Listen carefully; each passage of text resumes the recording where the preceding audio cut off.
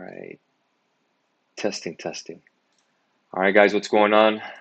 Welcome aboard to the Aftermarket Recap. My name is Carlos Garcia, founder and CEO of G.A.R Capital. Uh, Having a little bit of issues with the webcam and the microphone with the AirPods, and I was running a little late, so I kind of didn't want to mess with it. The webcam will be up tomorrow if anyone even gives a damn. But either way, let's go ahead and talk about the market. It was a pretty ugly day.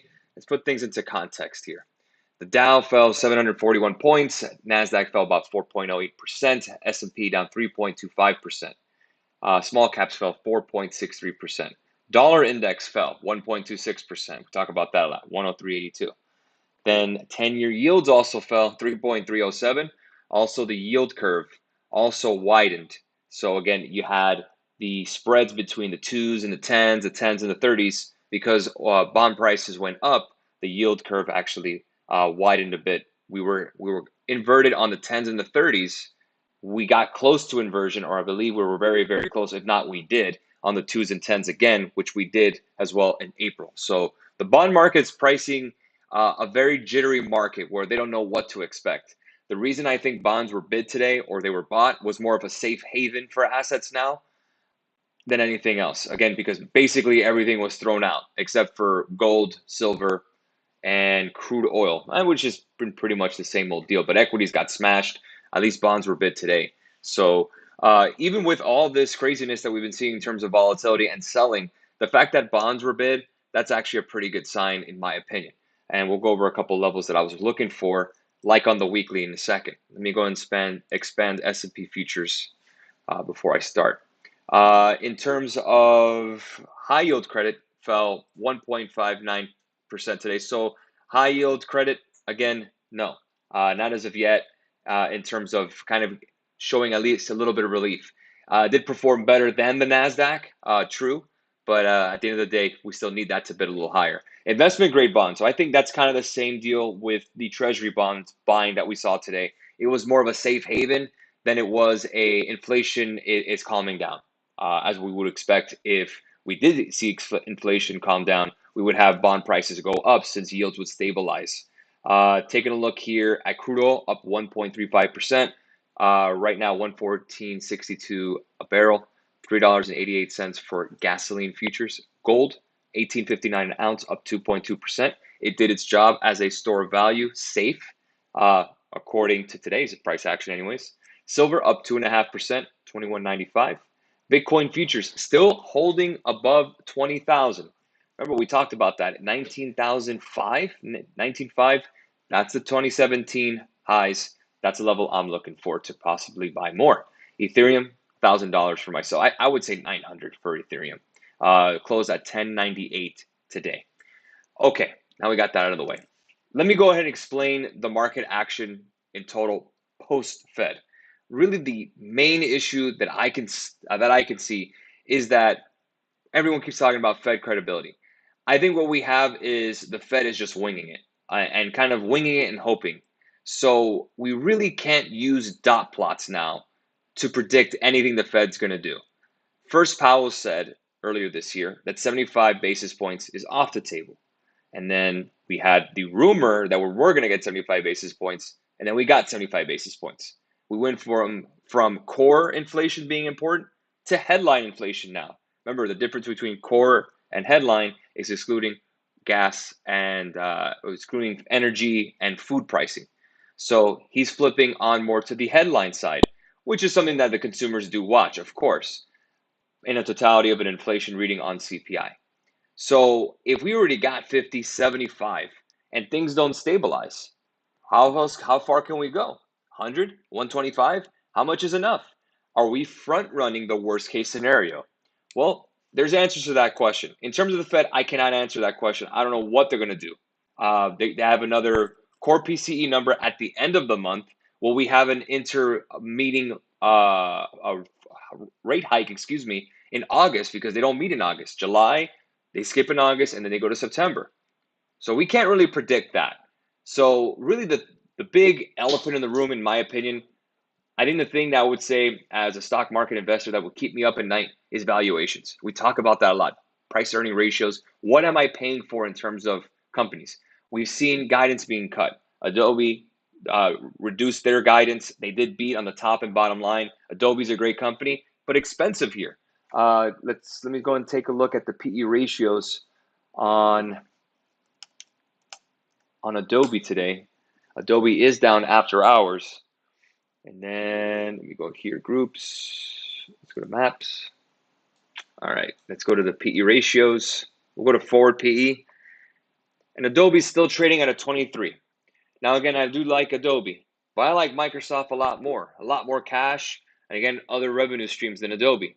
Adobe's not as big as Microsoft in the cloud as well. So again, if you're a software investor, what are you going to buy? You're going to buy Microsoft at 23? Hell, Oracle had a great quarter. They're trading at 13. Nice value there. Compared to Adobe being 23, it's kind of like they're the odd man out. And with slashing that guidance today, did not help the stock. They are down. Now, we also heard from today on Kroger actually increased their guidance and their stock was hit anyway. So it's more of those. I felt like a capitulation day today, guys. It felt like throwing the baby out with the bathwater. Tomorrow is OPEX day. Keep that in mind. So again, elevated volume does not necessarily mean up or down. I think we go up tomorrow. All the shorts will cover tomorrow. We'll probably get to 3,800, maybe 3,750 by tomorrow. And then Monday, no market. The market is closed. Take a look at this in front of you. This is the S&P futures, 34.99. That right there is my buy target. That's where I want to go ahead and start buying in. 34.99, a huge level. Again, I'm okay with losing a couple points. Again, if we get to 3,400, I won't lose sleep. 3,200, I'd be a little nervous, but 3,500, that's where I want to go and start buying. I'm going to keep that. Again, valuations may be a little elevated, but again, I think a lot of this, especially with the market breadth being 90% of stocks being below the 50-day moving average. I showed that tick chart on Twitter showing one of the largest sell programs that we've had since 2020, the largest of the year that we had, the sell program. So again, I think it's a lot of just indiscriminate selling, a lot of fear because we can't predict what the Fed's going to do. We can't predict what inflation is going to do. I think a lot of it is just the unknown. So I think 3,500 is my level that I'm looking for. A lot of people have always asked me for that number. 3,500 is my number. We still have some gaps to fill to the upside. I know. But again, we got another one today. I say by tomorrow we get to 37.90. Again, expectations of the quad witching day, elevated volume, short covering. Don't be surprised tomorrow with a long weekend coming up that we fill that gap to 37.87. I believe maybe I'm just a day early. I expected this price action tomorrow with elevated volume with OPEX. So can't get them right all the time. All right, let's answer some questions. That was a lot. I apologize. You can always replay this whenever you like. Good afternoon, Carlos. Did you buy any stocks today? I did. I bought some more SPY-G, but to be fair, I buy every week. But again, I'm buying SPY-G every week. Good afternoon, Carlos. Possible support on AMD? I actually looked at that chart earlier. Let's go with the daily. Actually, let me go ahead and expand this. Right here, 72.30 is your next support. I'd be a buyer there. That'll probably line us up at 3,500 on S&P. Do you think we will go through a recession? Eventually a recession, if inflation does not die down and supply chains do not come online, yes. This is the chemotherapy, again, using that analogy, and cancer is inflation. I don't like to be that too dramatic, but again, the recession would kill inflation, and that's exactly what you want to do. But that's the last case. That's the worst case scenario. Do I think we'll have a recession this year? I do not. I think the labor market is just still too strong. Again, if we have a tick up in unemployment, yes, then recession is basically baked in. But the labor market and wages and the wage control, people quitting their jobs and going to other jobs, that to me doesn't scream inflationary. High prices, slow down, sure, but not recessionary, no. Not this year. To next year, I mean, a lot of things could change. I mean, this could all change tomorrow if we have a Russian-Ukraine peace deal and we get all those barrels of oil and lower some costs and get some food out there. That could all change. A lot of things. This is a daily market, guys, every day. Trader Almanac said this week was going to be a down after Triple Witch down 1.1% following the 27.31. Not looking good. Yeah, I have the same Almanac. Triple Witching Day, it said it's down 10 of the last 19, but down 6 of the last 7. So the June Triple Witching Day, not great. In terms of holidays, the Juneteenth holiday is a new holiday that was just approved by Congress.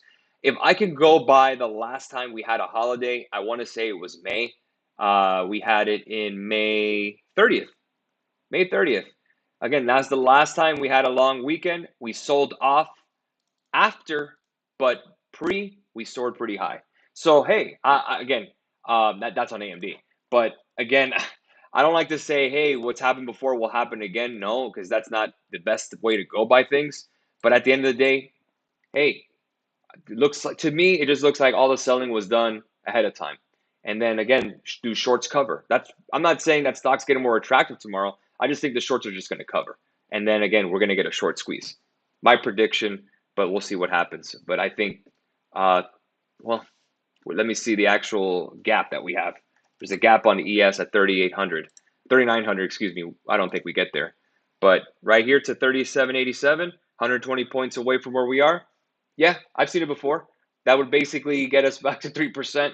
Sounds about right to me. And with a Monday holiday, we'll see what's up. I mean, thing is hoping and one thing is thinking it like a trader. Who's holding short positions? Thoughts on crude oil? Do you expect them to rise further? Very, very headline dependent on OPEC. So again, we hit a nice support of 110. I'm kind of looking for around sub 100, so I can start dipping my toe in some energy stocks. I am invested in energy through my dividend port, but I would like to add some more if we can get to sub 100. So I guess a little bit of a selfish way as an investor. But again, 110 held. That's that 50% retracement peak to trough. So again, until we break 110.28, you really can't start looking at getting lower. We're probably going to go bounce back to 120 again if we hold 110. All right, guys, we'll leave it there. Have a great rest of your afternoon. I'll catch you guys tomorrow for the morning note and triple witching day. Let's see what happens in the futures. I've been up since 3 a.m. since the Swiss National Bank. I've had a question saying, what difference does it make what the Swiss National Bank does in terms of increasing rates? My last point of the day, the Swiss National Bank holds a lot of tech stocks, Apple, Microsoft, those names. Again, they're increasing rates. They're the last to the table. They have not raised rates in 11 years. What is happening in Switzerland, which is pretty neutral on a political front. So I assume they're getting Russian oil, maybe, but they're feeling the pinch as well. And this is a country that's, one of the highest standards of living out there. And what's funny is that the interest rate is still negative. But again, a lot of panic there because you're thinking about one of the most stable economies now increasing their rates. What's going on? How bad is what's under the hood in the global economy? That's what continued to scare here. Mix it up with a little bit of Fed uncertainty, not knowing how to do a dot plot, comes to the point of get me out by any means necessary. Have a good one, guys. We'll see you tomorrow. Cheers.